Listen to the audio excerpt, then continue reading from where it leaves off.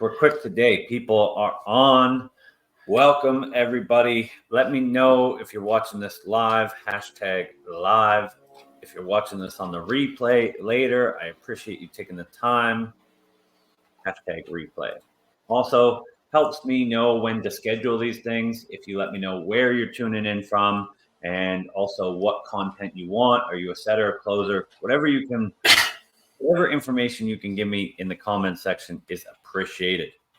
But I want to jump right in. This has been a long time in the making, something that I've been super excited about having. We've been kind of contemplating when the right time is, and it's become very obvious that the time is now. So I'm super excited to have this person with me for so many reasons. I think his journey is a true representation of the expectations, and it resonates with so many people because it's not the straight line. It's not, I came in, I made my 20K, first month and everything was good.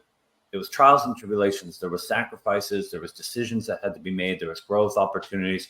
All the components of a true success story, a true hero's journey is here today. And it's been an absolute pleasure and an honor to be a part of this person's journey.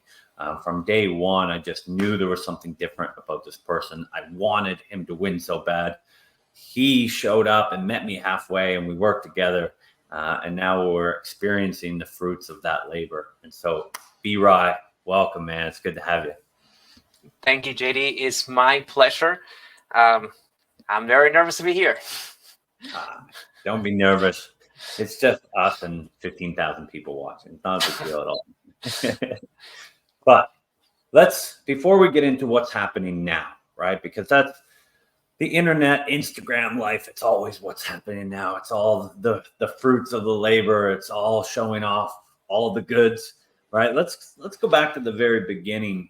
Do you remember when you first found out about remote high ticket sales and why you got into this in the first place? Yeah, so my journey was a little atypical because on 2019, I started my own wedding videography company. And I was, hopping on Zoom calls with brides, kind of selling them on their packages. And I was doing this very poorly. Skills were, and I was having a hard time closing. I remember I didn't really sell that many packages. But before I even was able to get it skilled, COVID just kind of, hit me in the head, and weddings and COVID did not mesh well. So I had to find something to, survive off. And I was able to join this coaching company. One of the guys that I consider to be my mentors back at the time, amazing guy. I learned so much from him. Basically, he was a coach in the space, and I came in as a setter. I didn't have too much expectations, but I just kind of decided, like, he was teaching people how to grow their big videography businesses. So I figured I learn for free and I get paid for this. So right. 2 for 1. I love it. And so did you end up staying with that company for a while, or was that kind of short-lived? Like, what happened as a setter? What were some of your results there, and what led you to kind of transitioning out? Yeah, so this was a really good offer, to be fair with you, to be honest. And I stayed there for a year. I grew a ton in the space. I learned, about a lot about, how the coaching consulting space is managed. Because we were a small team, I had direct influence with the owner of the offer. Like, he would hear my input, he would apply what he felt was a good move. But I stayed there for like a year, and I started seeing like all this other ads and other people in the closing world that just doing the closing thing, and I'm like, well, what if I just test this, the next step, right?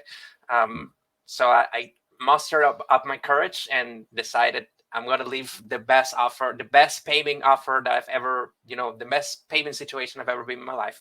By that time, I was getting like 3,000 to like the top that I did was like $4,800, like snatch short of 5,000, and it was literally, the most money I've ever seen in my life. So just kind of mustered up the courage and left and decided to join the remote sales world. I love that. Yeah, because I think, to me, a lot of people are focused on the bad to good transition and the struggles that come with that. But I've always felt like the good to great is the most difficult transition, because you have something to lose. And there's always the excuse and there's always the doubt, is the grass actually greener? And so I love being able to be a part of that transition for people. I love meeting the types of people that are willing to risk it all because they know that there's something greater. They know that there's potential out there. And so what did that transition look like in the early stages? Did you just decide, I'm going to be a closer, talk to one person, land an interview, land the job, and then 10K, or what was kind of the transition there? Well, everything you expected to be, just the opposite. It was horrible. It went bad. It crashed so many ships. At first, I said, like, well, let's try the coaching thing. And then I realized there's a lot more to coaching that I anticipated. I didn't even know anything about this space. And the one thing I knew was wedding videography, and I felt like since I was on this coaching offer for the same thing, I felt like I was almost betraying my, like, the owner of the company. I always stayed very loyal to him. I consider him a friend. Peter Byram, great, amazing guy. I learned so much with that. But after that, I was like, okay, look, let's simplify. If I'm not doing coaching, let's just maybe go on like the sales path, like fully on like this simplify the process. And I found other companies. I'm not going to name any names here, but I found other companies, other trainings that I joined. I paid thousands of dollars for these trainings. And from the very get-go, I was disappointed for multiple reasons. But the main reason is that it was pretty much advertised as everything I need to be successful, right? So once I got the training, it's like, okay, I got the training. I'm the best salesman in the world. I was not even close. But first of all, I wasn't, even close to that. But second, I got the training. What do I do with this? Like the skills doesn't matter if you don't have a place to apply them, right? So that kind of left me in a space where I was like, okay, like I just spent thousands of dollars and I got absolutely nothing out of that. So that was a fun path. Yeah, I think a lot of people can resonate with that one. And so how much longer you were struggling to get the job, was it, like to find the opportunities to use the skills you had just learned? Yeah, so in the beginning, I was right before I joined this company, I learned about this group, Undeniable Closer group, and I was like, I don't know about this guys. I'm gonna go the other training. They seem more legit. And after that, I realized like they were not more legit. It was just different, not necessarily in a great way. But after a couple of months of like struggling, like, okay, I have the skills. I just need to tell people I have the skills, and they're gonna hire me. And what I found is that they don't hire you just because you have gone through a training. It's having a training doesn't qualify you to be a closer. It's really having the ability of being a closer and selling even yourself that is gonna set you in those offers, right? So after I saw a ton of posts about you and the industry, and I was like, man, like this feels exactly like what my life has been in the last few months. And by that time, I wasn't really getting any income. I was pretty much living out of a savings. And I was every month I was seeing that number. I was seeing that number lower and lower and lower and approaching like the red zone. But I said, like, well, if this is what I need to be able to find an offer where I can actually apply the skills I'm learning, I think I just have to, really risk it. Right? I have to go in. And, that's when I decided to join your program, and kind of open my mind a little bit to a lot of things I didn't know. Yeah, I love that. I think it's so interesting because there's kind of a divide or a fork in the road, if you will, of like some people go through the exact same situation. I mean, it's a very relatable situation of I bought the training and it's not what I signed up for. I got some skills, but I'm just not in a position where I can leverage them. And it's interesting because a lot of people respond with, well, I need to hold on to my savings and I've been burned before. I don't want to be burned again. And I have to kind of play defense, right? And that was one of the first things that I recognized in you is like many students who come to me, it's not like hey man, I got $20,000 burning a hole in my pocket. Everything's going great, and I just need to get better, right? Most people are coming to me like, hey, this needs to work. But I remember feeling the urgency in your situation and thinking like, oh, I don't know if he's going to move forward with this. I think I can help him, but the situation, you were very honest with your situation, that it wasn't a positive situation to be in, and that savings number was dipping down. But I was surprised at the optimism and the willingness to commit.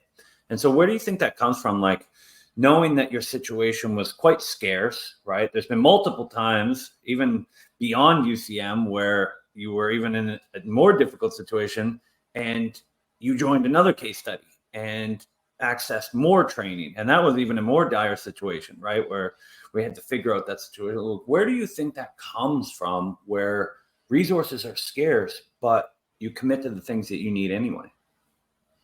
I think it comes down to two people that said something to me that really, really impacted my life. One of them was Alex Hormozy, where he said, like, well, if I was to start again, the first thing I would invest in is myself, right? Because the more the more skilled you are, the faster you're going to be able to scale. But before that, even I had a different mentor for the wedding videography stuff in 2019, and I basically I don't remember how he put it, but basically like my goal was to get to X amount of money, right?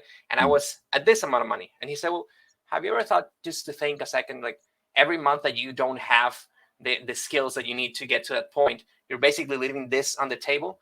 And it's like, oof, like if I'm getting to, if I had the skills to get to $10,000 a month, and I'm at 2,000, and I'm trying, and the training was at that moment was like 3,000 and some sort of training.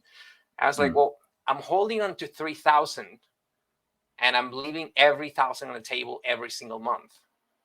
That kind of like completely shattered my world, and kind of goes back to the same principle that if you grab a millionaire or billionaire, you can strip them of their money, and 1 year from now, they're gonna be a millionaire or a billionaire again. It's not the money, it's the skill set. So I love that. Yeah, I think it's hard for people to grasp the idea of opportunity cost, because it's in that invisible realm of like, we don't miss the money we don't make, but we definitely miss the money that we spend or have, and that creates that scarcity mindset. But I think that's so important. If you're looking at it and saying, this would help me get to 10K and I'm at 2K, every month that I don't do this is costing me $8,000. And I think that's a maturity that comes with age and experience to see, right? Of like hindsight, looking back and being like, if I would have done this 2 years ago or 5 years ago, how different would my situation be? So I think that's so important. So back to, you joined UCM, right? How did it compare, or what did you notice that maybe was different than what you expected, or different than you had experienced with other programs? Well, the first thing is that everything that I was offered when I was coming in, it was completely different when I joined. I was offered this much when I came in, and when I came in, I saw all this mountain of value and support, and I was like, whoa! I didn't even expect. Nobody told me, like, there was nobody warned me about John and all this, different trainings and all this stuff. Like, it hit me like it's kind of like that one thing that I learned from Peter Byron when I was in that coaching office is like, well, you sell people on what they want, but then you give them what they need. And this is exactly what happened. Like, you sold me on what I wanted, like the ability of being able to land a job, but you gave me the mindset, the maturity, like the emotional regulation, like really knowing how to be a top performer and on every aspect that I didn't even know I needed.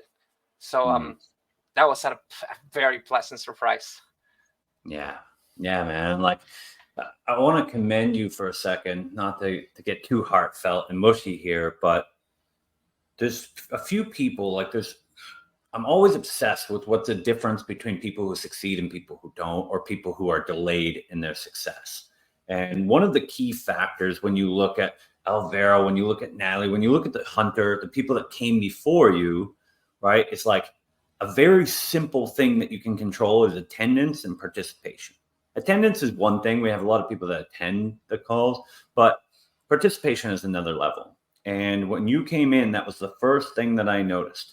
right? Other than your mic was always off when you tried to talk, right? You were always involved. When no one else had a question, you had a question. If no one else asked a question, you'd ask another question. You could turn some of those calls that were group calls into a one-on-one session with other people there because they weren't willing to put themselves out there. And I wasn't easy on you. I gave you a hard time. I broke you down and built you back up, but you always showed up willing to have that student mentality and willing to participate in your own success. And I really, truly believe that that is one of the predictive qualities of someone who's going to excel in this situation and in this industry compared to someone who's going to struggle. What was it about UCM, or what was it about your journey that made you want to participate and get involved so much? Because you never missed a call for that first, quite a few months, and you were active on every call. Where does that come from? I mean, I just don't understand how people invest money into something and they just don't take advantage of it. Like I work hard for all my money, for every single dollar. And if I'm going to invest money in myself, why would I just, invest all this time and not do it? In fact, that's almost partially what I did at the very beginning. I was attending the calls, but I was not really taking as much action as I know I should. I was taking action, don't get me wrong, but it was heavy on the procrastination side, and I know it was. So the first couple of months I was getting all this information, but applying just a little bit. And on December, it just really hit me. It's like, okay, there's just two more months on this UCM train, and I haven't really accomplished what I set out to do. Like, this thing is gonna end, and my money's gonna end, and I'm gonna get back to finding a 9-to-5 or getting to that paying place I don't want. And that was when I really, really tied up the ship. And when I started actually taking action, within a week or two, I started getting interviews and all this stuff consistently. I was like, oh, because one thing that kind of really, really bothered me in the beginning is that I was not being successful, and I was seeing people coming into UCM and a week or 2 weeks after they'd be able to get an offer. And I'm like, what the hell? Yeah. So fire on my ass. I love it. I think it's so important too, because I identified this in you fairly early on, and it's the significance that comes from being a good student. What was comfortable for you is uncomfortable for most people. And we sometimes confuse our comfort zone of what's uncomfortable for most people. So for example, I love public speaking. So I could say I'm pushing my comfort zone because I'm public speaking, because most people are uncomfortable, but I'm not pushing my comfort zone. I'm pushing the populist comfort zone. And I felt like the things that most people are uncomfortable, like speaking up on calls and putting yourself out there and being vulnerable and getting coaching, you had this natural tendency towards, right? And so I always tell people, you do not get rewarded for being a great UCM student. Do not come in and be a great student and leave it at that. There is no reward. You can't eat it. You can't put it on the table. You can't put it in the gas tank, right? Everything that we do in UCM is to inspire action. Without the action, it means nothing. And I think there's a lot of people who buy the course or buy a program or buy coaching, and they think the action is buying the coaching. They think the action is showing up for the calls. They think the action is participating in the community. But I've seen that transition. I remember our conversation, and I remember seeing you turn it up, right? And the funny thing is, so many people since then have used you as a comparison, which you and I both laugh about, because it's that was the thing that turned up the dial for you. And then the people after you was I look at B-Rye and I look at all these people and I see why am I not there, right? Which was the same thing that inspired you. And I tell them that story, and it really inspires that of B-Rye felt the exact same way with the other people that were coming in. And all he did was turn it up. All you have to do is turn it up. So anybody that's in a program or in a course or in a mentorship, whether it's us or someone else, remember what you heard today, that you don't get the rewards for showing up to the calls and showing up in the portal or in the community. You take from that and you apply it into actions. That's where the real reward is. So let's talk about that reward while we're here. I know that you got to get back into some calls at some point, but what's your situation like now? Paint the picture of what's going on for you now compared to, when we first talked, 4,800 was the best, and then it dropped from there, right? What was, let's say, last month? I didn't really, do too much last month. I only did like $21,800, 21,800. 21,000. Beautiful. That was And my first month over 20K. I was super excited about that. beautiful. And how do you feel about the campaign that you're on now, the offer around you? Because that's what you've seen as like, okay, I have some skills, I can communicate, but I'm missing that vehicle. How do you feel about the offer that you're on now? I feel like everything I've been hearing you and Hunter say for the last few months, like it's like the biggest thing is that having the right vehicle is just 100% correct. Like it doesn't matter how fast of a rower you are if you're in the wrong kayak and if you're just not moving forward, right? So yeah, I mean it's exactly what I wanted. It's something that I love the flexibility. There's been days where I don't like just sitting around, much. So there's been days where I just wake up at like 6 a.m. It's like, oh my God, like I want to take a call on board. I just go and open the calendar and take a call, which is pretty fantastic. I love it, man. No, I love it. I'm so proud of you to be able to see that leaderboard and see you at the top of that leaderboard and have experienced that whole journey. You had every excuse, every reason to give up, every reason to play it cautious, and you kept putting your next foot forward. You kept asking, you kept putting yourself in that vulnerable spot so I could tear you down and build you up, right? And now you're reaping the benefits of all those decisions. I always talk about, you don't get to live in the decisions you make today. Your future self does. And you today are starting to live in B-Rye 4 months ago, 6 months ago, a year ago, those decisions, now you're getting to see those. And so I'm so happy for you. Number one on the leaderboard, right? First 20K month in a dream offer, still committed to learning and improving, still committed. And the other thing that I love so much is there's not a person inside UCM or some of the people I talk about outside of UCM that have anything negative to say about you. You've been instrumental in other people. You're an inspiration for other people. You're very supportive of other people's journey. And I think that's so impactful as well. So I won't take up too much of your time. I want to know what advice from everything that you've learned, all your wisdom, all your mistakes, all your experience, what's one word of advice for people who may be struggling, who may be in that situation that you were in a few months ago? What is anything that you want, words of advice? I think like the best advice I could ever give anybody would be something I saw on a post on a Facebook post a few days ago. Is like, well, or read somewhere, I don't know, is that you pay for your dream in one way or another, right? If you want to do something, you can invest thousands of dollars or invest like in your education and get somebody to stream forward that dream faster, or you can spend 2 or 3 or 4 or 5 years mastering the skill. Personally, I don't like the idea of working on a skill 3, 4, 5 years before I'm successful.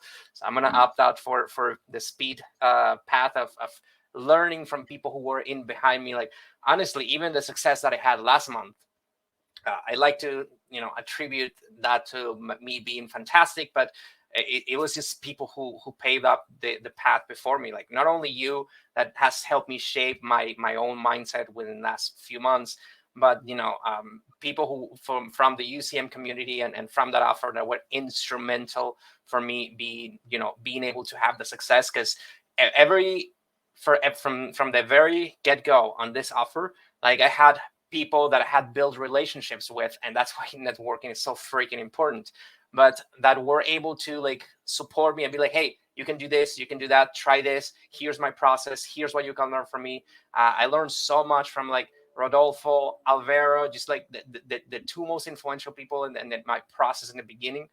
And every time I saw a step up in my success, in my earning, in my closing rate, everything, it all directly attributed to somebody who was there for me to help me in some sort of way, some way, shape, or form.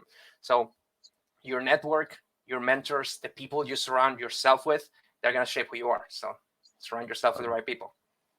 Man, mic drop. I couldn't have said it any better. Right, being able to surround yourself. This can be a lonely journey at times, right? And so, not just for the impact of like I can get better and I can learn and I can model people. I don't have to be a pioneer. Someone has already done what I'm trying to do, but just having those relationships. And I always had this idea. I don't want to be the rich guy on a lonely hill in a big house alone and not have anybody to celebrate those victories with. And so just from a standpoint of having people around that you can celebrate their wins and they can celebrate yours, I think is so impactful.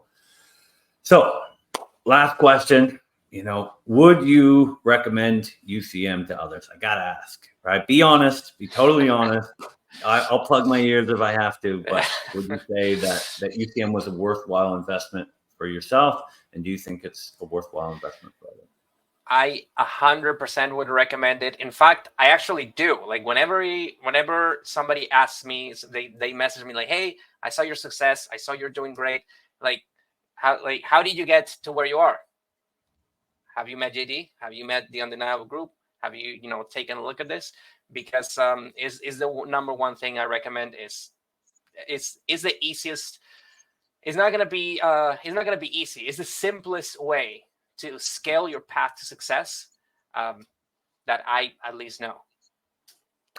I appreciate you so much, man. It's been an absolute honor to be a part of your journey. I'm so proud of what you've been able to accomplish. And this is just the beginning, right? Like this is maybe the destination of what we set out to do. But as we evolve and we end up taking new heights and new destinations, I feel like this is just a false peak of like we hit it, but now what's next? And I can't wait to see what's next for you. I can't wait to continue to be a part of your journey. And honestly, I'm so proud and honored to have you as part of the community, man. You are a true representation of what's possible in this space. So all the shout out to you, man.